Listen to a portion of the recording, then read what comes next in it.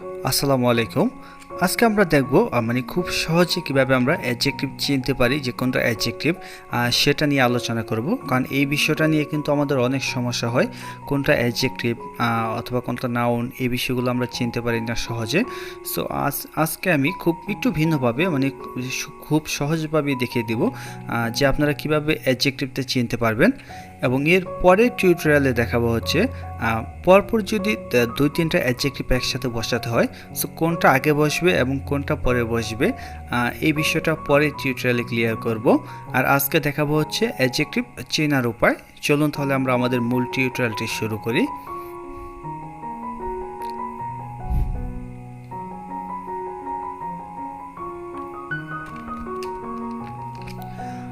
দেখুন, প্রথমে ওপিনিয়ন। আমরা যখন ওপিনিয়ন মানে মতামত দিতে চাই, সো আমরা যে মতামতটা দিব সেটা কিন্তু অ্যাডজেক্টিভ হিসেবে কাজ করে।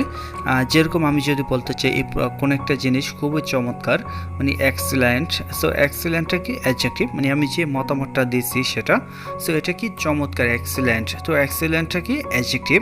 অথবা এটা খুব সুন্দর, নাইস, এটাও নাইসও কি অ্যাডজেক্টিভ, আমি যে মতামতটা দিছি এটা সুন্দর, নাইস। বিশেষ করে হেডলাইনগুলো মনে রাখার চেষ্টা করবেন। যেমন এখানে আমি হেডলাইনে ওপিনিয়ন দিছি, মানে মতামত, মানে আমরা যে মতামতটা দিই সেটা কি অ্যাডজেক্টিভ হিসেবে কাজ করে। যেমন এক্সেলেন্ট বা নাইস, আরও দেখাবো যেগুলো সেগুলো অ্যাডজেক্টিভ। সো যেখানে কি বিশেষ করে কি হেডলাইনটা আপনারা একটু মনে রাখবেন, তাহলে আপনার জন্য খুব সহজ হবে কোনটা অ্যাডজেক্টিভ সেটা আইডেন্টিফাই করা। সো যেমন এখানে হেডলাইন হচ্ছে ওপিনিয়ন, মানে কোনো কিছু যে মতামতটা দিই আর সেটা কি অ্যাডজেক্টিভ, সো ওপিনিয়ন যেটা দিই সেটা কি অ্যাডজেক্টিভ। এরকমভাবে একটু খেয়াল রাখার চেষ্টা করবেন। এরকম বেশ কয়েকটি দেখাবো এখন আমি। অফুল, লাভলি, এখানে লাভলি দেখুন, এখানে এলওয়াই থাকার কারণে অনেকে এটাকে অ্যাডভার্ব ভাবে, এটা কিন্তু অ্যাডজেক্টিভ। তারপরে হচ্ছে টেরিবল অথবা ওয়ান্ডারফুল। সো আমরা যে মতামতটা দিব সে মতামতটা কিন্তু অ্যাডজেক্টিভ হিসেবে কাজ করে, মানে চমৎকার বা খুবই খারাপ, খুবই ভালো, সুন্দর, সো এগুলো কি অ্যাডজেক্টিভ হিসেবে কাজ করে। আর তারপর দেখুন সাইজ, কোনো কিছু সাইজ যখন আমরা বলি এটা কি লম্বা, খাটো, তারপর বলতে পারি মোটা, যাই বলি, সো সেগুলো কিন্তু অ্যাডজেক্টিভ। মানে আমরা সাইজ যখন বলি, যেমন লার্জ, তারপরে লং, তারপরে হচ্ছে শর্ট, স্মল, তারপর হচ্ছে টল, এগুলো সব কি অ্যাডজেক্টিভ। মানে সাইজগুলো কি, যে সাইজগুলো আমরা বলি সেগুলো কি অ্যাডজেক্টিভ, মনে রাখতে হবে। এবং শেপ, আমরা কোনো কিছু যখন শেপ মানে শেপগুলো আকৃতি যখন বলি, যেমন কিছু মোটা আছে, একটু চওড়া, একটু পাতলা, সো যে শেপগুলো কি এগুলো হচ্ছে অ্যাডজেক্টিভ। খেয়াল রাখতে হবে যে শেপগুলো কি অ্যাডজেক্টিভ। যেমন ফ্যাট মানে মোটা, ন্যারো সংকীর্ণ, তারপর রাউন্ড গোল, স্কোয়ার আছে, তারপর হচ্ছে তিন, এগুলো কি যে শেপগুলো হচ্ছে অ্যাডজেক্টিভ, মনে রাখতে হবে। সো কোনো কিছু শেপ ওইগুলো কি অ্যাডজেক্টিভ। তারপর দেখুন ওয়াইডও কি অ্যাডজেক্টিভ, এটাকে শেপ বুঝেছে, সে ওয়াইডও কি অ্যাডজেক্টিভ। আর দেখুন কালার, কোনো কিছু কালার যখন বলি কালারগুলো কিন্তু অ্যাডজেক্টিভ, খেয়াল রাখতে হবে। যেমন গ্রিন, ব্লু, তারপর হচ্ছে হোয়াইট, রেড, ব্ল্যাক, সো এগুলো কি সব অ্যাডজেক্টিভ। মানে কালারগুলো যখন বলি সে কালারগুলো কি অ্যাডজেক্টিভ, মনে রাখতে হবে।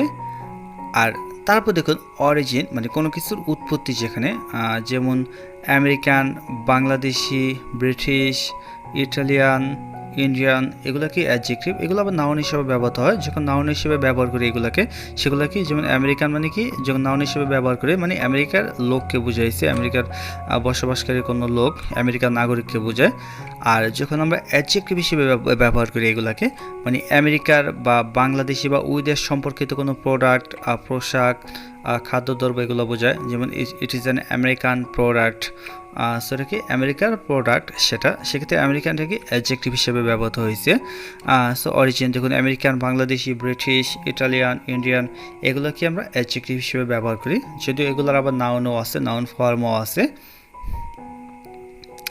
তারপরে এইজ, যেমন ওল্ড, নিউ, এগুলো কি মানে কোনো কিছু পুরান, নতুন, সো সেগুলো কি অ্যাডজেক্টিভ, মনে রাখতে হবে। সো এরকম এই যে আমি যেগুলো দেখালাম, age, size, shape, opinion. So আমরা যেমন যে সাইজগুলো বলি, ওপিনিয়নগুলো দেই, অথবা এজ মানে ওল্ড নিউ যেটাই বলি, অথবা আমেরিকান, ব্রিটিশ, বাংলাদেশি। সো এগুলো কি অ্যাডজেক্টিভ। তো বিশেষ করে হেডলাইনগুলো মনে রাখার চেষ্টা করবেন, যে কালারগুলো বলি সেগুলো অ্যাডজেক্টিভ, অথবা বলতে পারি যে আমরা মতামতটা দেই ভালো মন্দ খারাপ, সেগুলো অ্যাডজেক্টিভ। তারপরে শেপ যখন বলি, যেমন চওড়া পাতলা, সো যে আমরা সেই শেপগুলো বলি শেপগুলো হচ্ছে অ্যাডজেক্টিভ। সো এরকমভাবে কি আপনি কিন্তু যদি হেডলাইনগুলো বিশেষ করে মনে রাখেন, সেক্ষেত্রে আপনার কিন্তু যে কোনো ক্ষেত্রে অ্যাডজেক্টিভটা চেনা খুবই সহজ হবে আপনার জন্য।